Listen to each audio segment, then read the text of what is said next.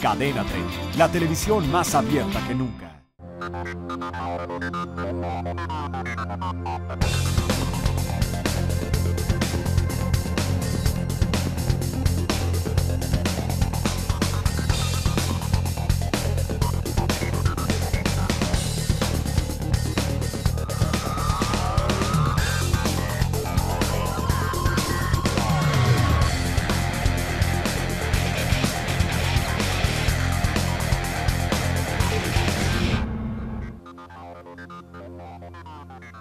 Hola, ¿qué tal? Qué bueno que nos acompaña. Esta semana la agenda informativa nos llevará a conocer un tema que está de moda, la adicción a las redes sociales. Posteriormente estaremos en Tabasco para hablar del alquiler de vientres y por último iremos a Oaxaca a conocer un pueblo que está en grietas. Yo soy Carlos Quiroz y esto es Semanal 28, la agenda de Cadena 3. Comenzamos.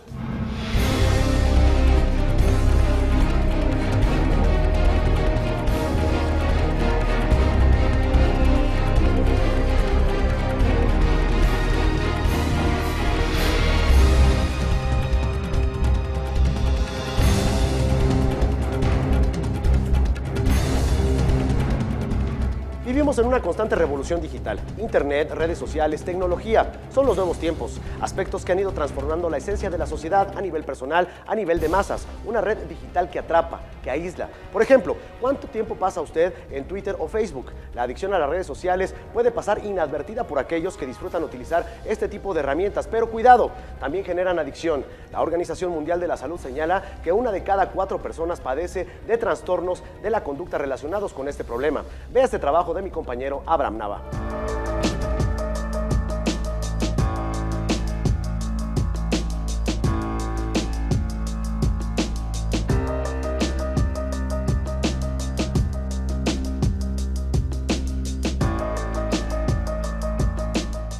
México y la Internet.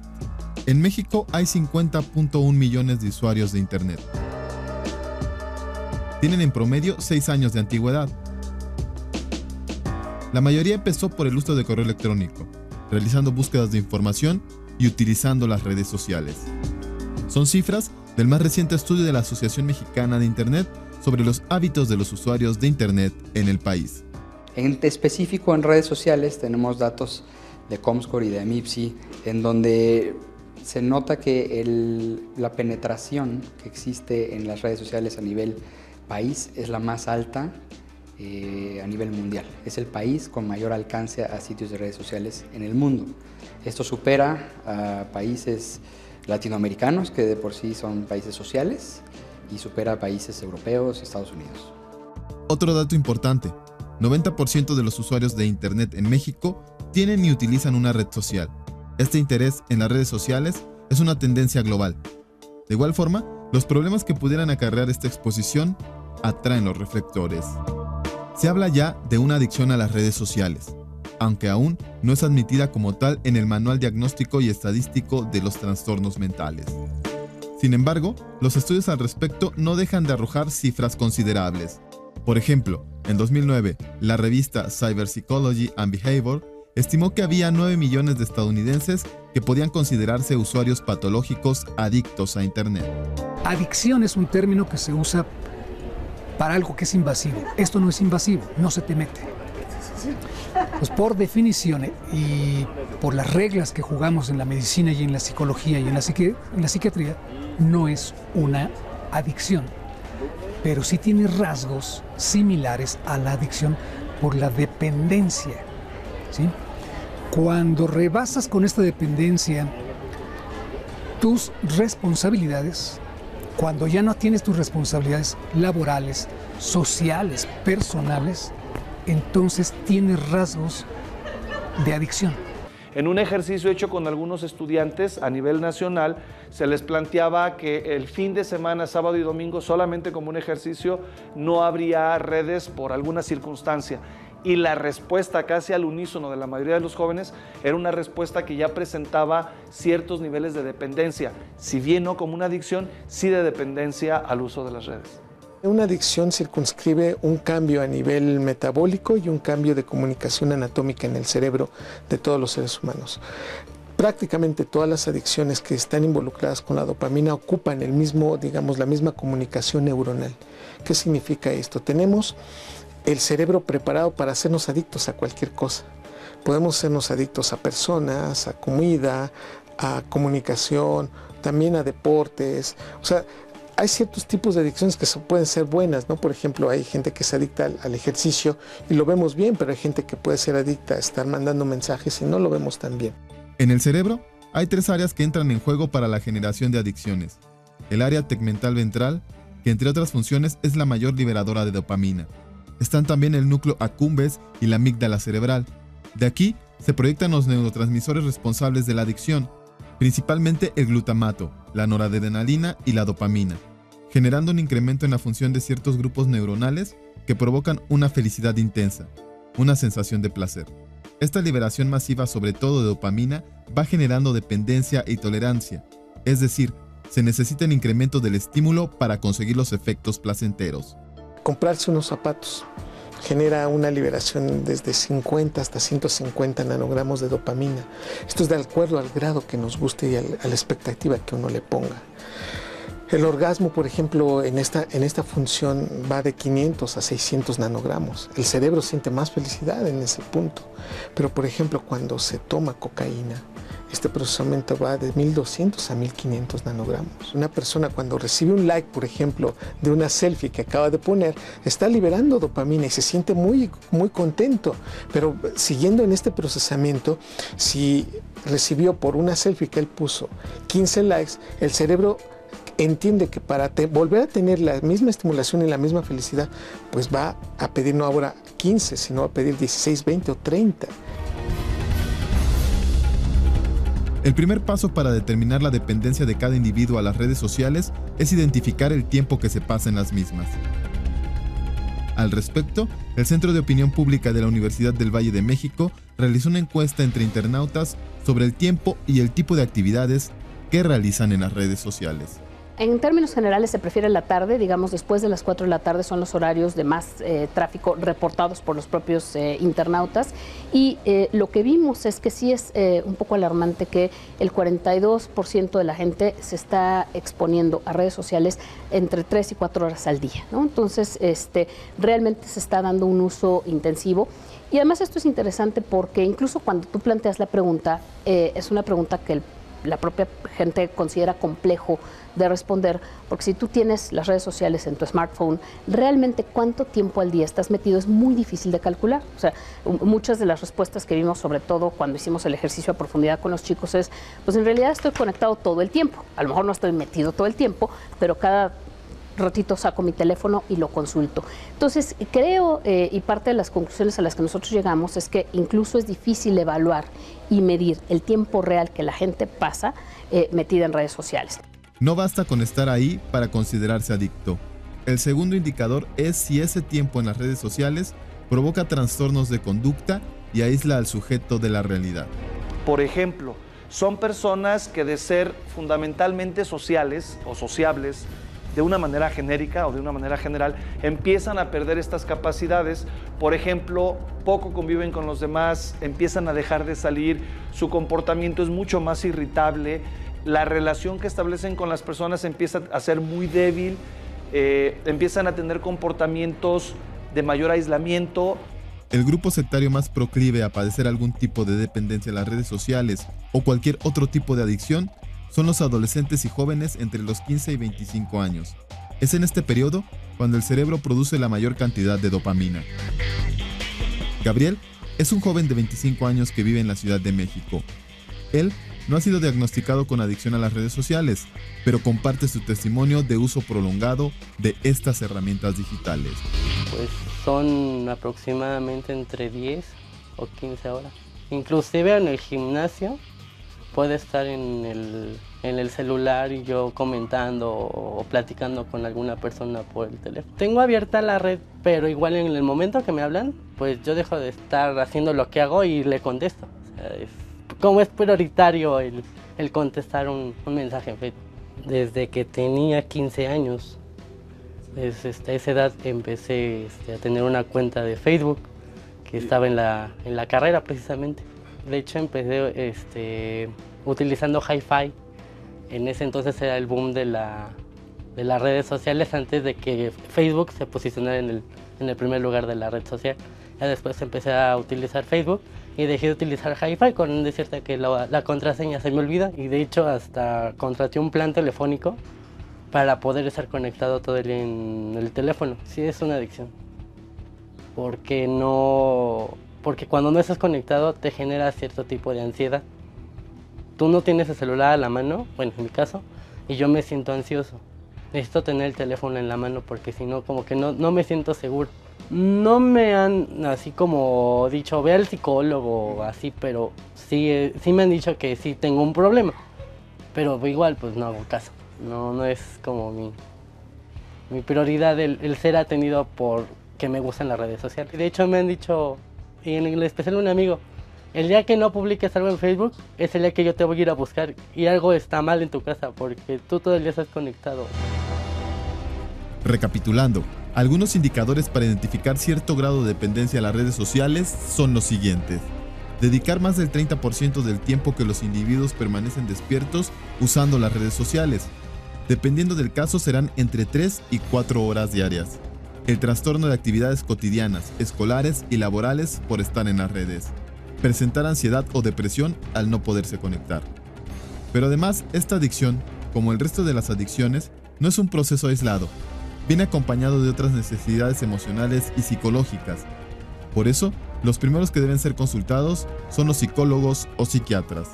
Mi primera recomendación sería que se pudiera trabajar en grupos. Es decir, si el padre de familia detecta que en su momento su hijo está teniendo una conducta que probablemente él considera que está rayando en una conducta, digamos, de carácter adictivo, que es una conducta muy exagerada, que se presentan algunas de estas otras conductas derivadas que yo comentaba antes, es muy conveniente que se hable, por ejemplo, con las autoridades educativas, si es que el hijo está estudiando la carrera, la preparatoria, la secundaria, para que las autoridades educativas pudieran trabajar en conjunto con otros compañeros. Faltan estudios estadísticos que permitan hacer una radiografía más clara de la situación de los internautas mexicanos. Los padres deben estar tranquilos. El simple hecho de conectarse a Internet no genera una adicción. Más bien, deben procurar una constante comunicación con sus hijos. De igual forma, los adultos que reconozcan algún problema en su uso de redes, acudir a profesionales y al consejo familiar. Entender perfectamente cuáles son los beneficios, porque desde luego hay beneficios y ventajas, ¿no? O sea, digo, el acceso a la información es muy rápido, pero también hay que enseñarles a los jóvenes y a los niños que no toda la información que se encuentran es veraz, ¿no? Hay que saber ser selectivos y para eso necesitan un proceso de formación integral, no solamente la parte de las redes. El punto aquí es de énfasis, es el proceso del abuso de los tiempos. El hecho de que yo esté buscando una comunicación o esté utilizando el Internet para cierto objetivo no me tiene que estigmatizar a mí que estoy cayendo en una adicción, sino que es un instrumento de trabajo. Hay negocios que se hacen a través del Internet, hay una comunicación necesaria que se puede hacer a través de las redes sociales que me permiten hacer cierto tipo de actividades y que hoy reconocemos que esto ha favorecido mucho el desarrollo de comunicación. Como posible problema de comportamiento, igual existe el riesgo de que se potencialice, pero de la misma forma en que esto va a ir creciendo, seguramente va a haber ya especificación de si es y hasta dónde es una enfermedad, una patología, y en paralelo va a venir el recurso de contraposición, o sea, cómo atacamos el problema. O sea, no es un riesgo, no es algo fatal, pero sí hay que tomar ya desde este momento medidas en qué vamos a hacer cuando suceda, que ya estamos trabajando en ella, ¿no? Informó Abraham Nava.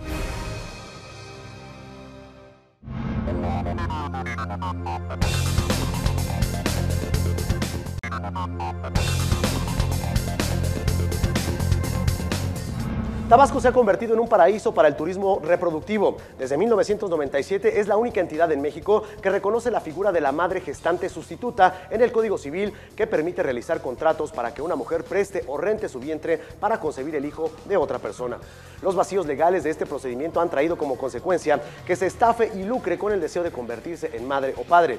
En Villahermosa existen clínicas particulares nacionales y extranjeras que ofrecen el servicio de renta de vientres sin que exista regulación alguna.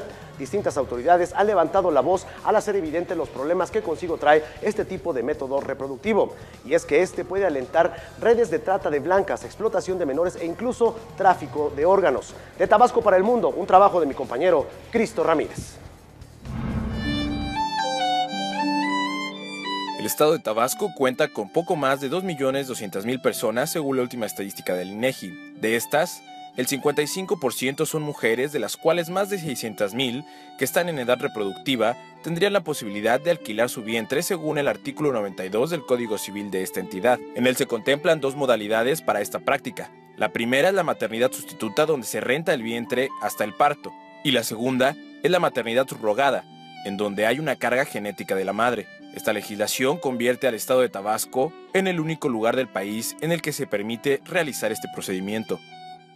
Generar o hacer embriones de estas parejas o de estas personas vía in vitro y trasladarlos al útero de una madre gestante sustituta. Ella exclusivamente aporta el área del útero para que este bebito pueda crecer en él. La práctica ha provocado señalamientos de autoridades eclesiásticas, judiciales, así como los juristas del estado. ¿Por qué se hizo pensando en casos normales de parejas que no pudieran concebir o no pudieran tener hijos?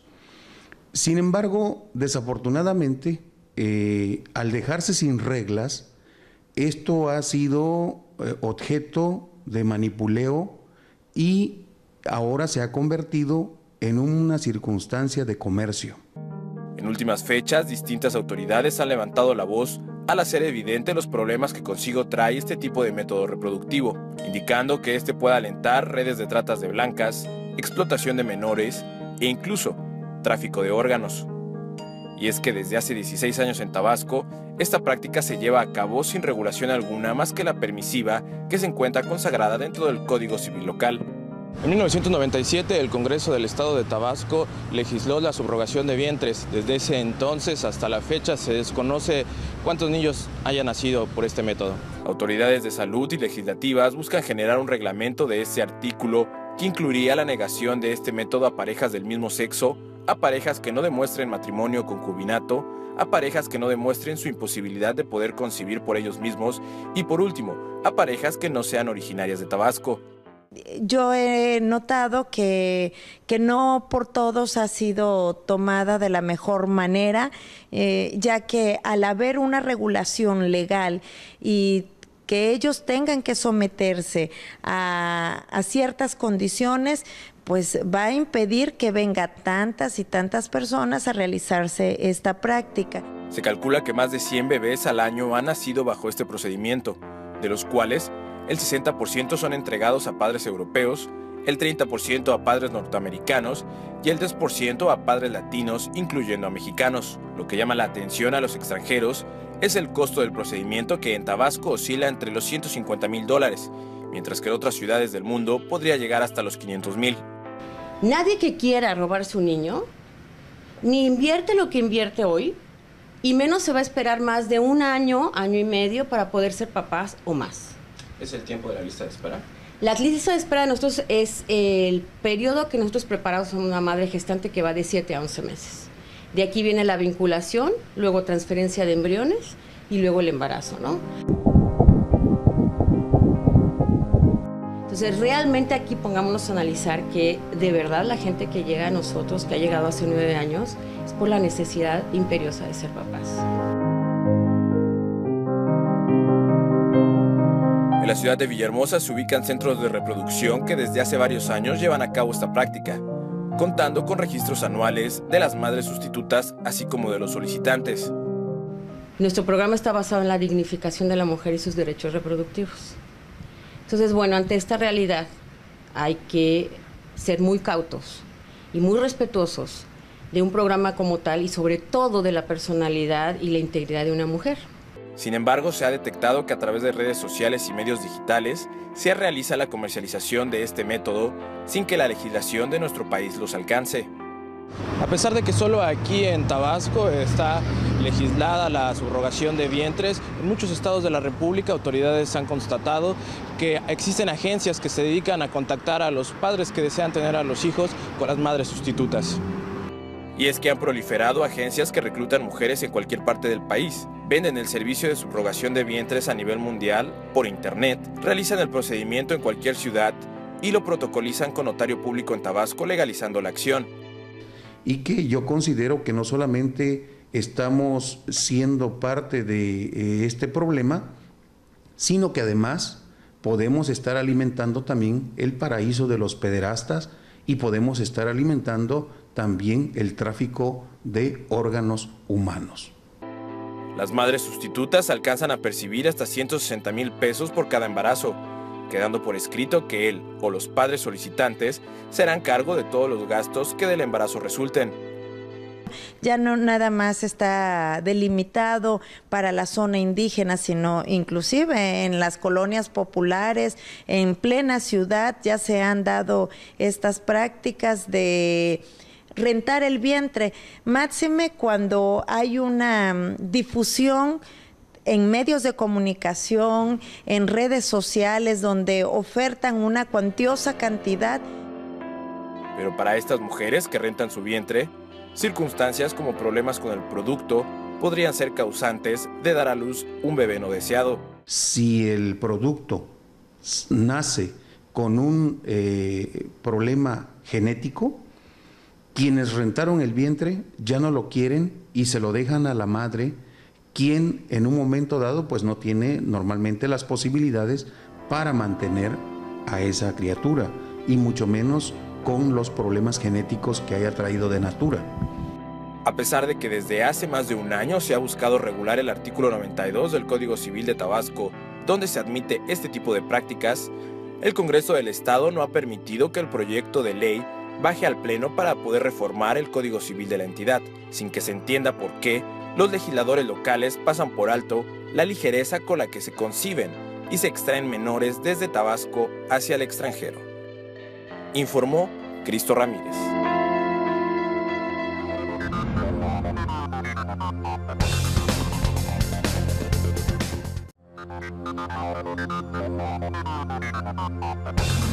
Vivir entre grietas, con el olvido a cuestas, el recuerdo de lo que la naturaleza arrastró, casas, escuelas, templos, hoy ya no es igual. Vivir en Santiago Mitlatongo es vivir con la desgracia. Los pocos muros que quedan en pie dan muestra de lo que alguna vez fue el hogar de familia. Vivir entre grietas es un trabajo de mi compañero José de Jesús Cortés. Estos son los restos de un pueblo mixteca llamado Santiago Mitlatongo en Oaxaca. Las lluvias intensas de septiembre de 2011 provocaron el deslizamiento de laderas que en unos cuantos meses destruyó casas, escuelas, clínicas y el templo de este pueblo. Nada quedó en pie o guardó su forma horizontal de ver las cosas. La única certeza que tuvieron en ese tiempo los habitantes de Mitlatongo es que con la destrucción de su pueblo avanzaba también la pobreza que de por sí los había acompañado siempre.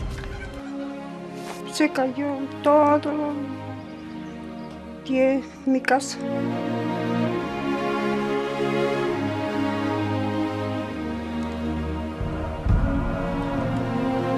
En 2011 el gobierno de Oaxaca prometió la reubicación del pueblo. Ya en 2012 inició el proyecto de construcción de 302 casas y hasta la fecha, a más de 4 años de distancia, la ayuda oficial aún no se concreta en lo que quedó de Mitlatongo. Pues ahorita tenemos un 50%, ¿no? Porque estamos ahorita hablando de 302 casas, ahorita llevamos como 155 casas que ya está en colado, ¿no? Ya está en forma. Claro que falta nada más lo que es parte de la ventana, todo lo que es parte de puertas, y falta la mitad porque en total son 302. Para los más de 850 indígenas que hoy sobreviven en casas de lámina y pisos de tierra, sus vidas cambiaron por completo. Ahora tendrán que acoplarse a las 302 casas que les entrega el gobierno del estado, pero son casas completamente diferentes. No, pues algunos sí, algunos no, porque como ya tenían sus casas grandes y de 2 pisos, así, pues no. Ajá, como yo, pues sí, tenía yo mi casa así grande un poco. Pero pues me tengo que conformar con lo que nos están entregando. La escuela primaria Amado Nervo y el preescolar de la población ya también se encuentran construidos. Solo falta la instalación de los servicios de agua y electricidad y esperan que este año termine la mudanza. Pero El problema de trasladarse acá es que pues no se cuenta tampoco con los servicios, no hay agua potable, no hay luz. Mientras llega la ayuda, algunos habitantes de este pueblo han regresado a trabajar en los pocos terrenos que no se desplazaron por el movimiento de la tierra.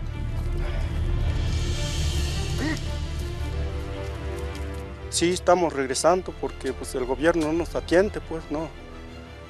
Y nomás nos hizo promesas de que de aquí a 2, 3 años ya tenemos alimentos. Prometió de darnos viviendas, pues ahorita no hemos visto nada, ya llevamos 3, 4 años, estamos en lo mismo. Los pocos muros que quedan en pie de este pueblo, ubicado a 120 kilómetros de la capital oaxaqueña, aún dan cuenta de lo que allí estuvo. Los muros donde funcionó la agencia municipal siguen en pie, pero todo está fracturado. Desde el atrio del templo, dedicado al apóstol Santiago, no es posible definir el orden horizontal de las cosas. Poco a poco lo que quedaba del templo se ha venido abajo con el paso de los días. La desgracia del pueblo también interrumpió la quietud de los muertos. Sobre el atrio de la iglesia están por doquier restos de esqueletos que pertenecieron quizás a los fundadores de este pueblo.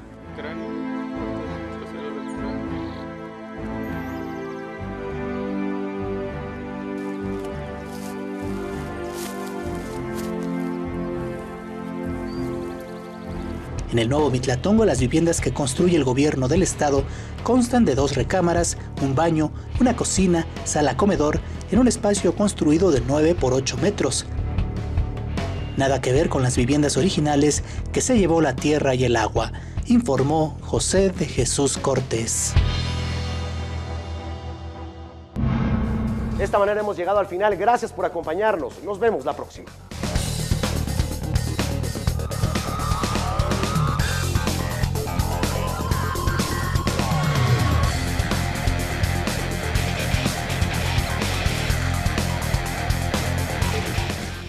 Cadena 30, la televisión más abierta que nunca.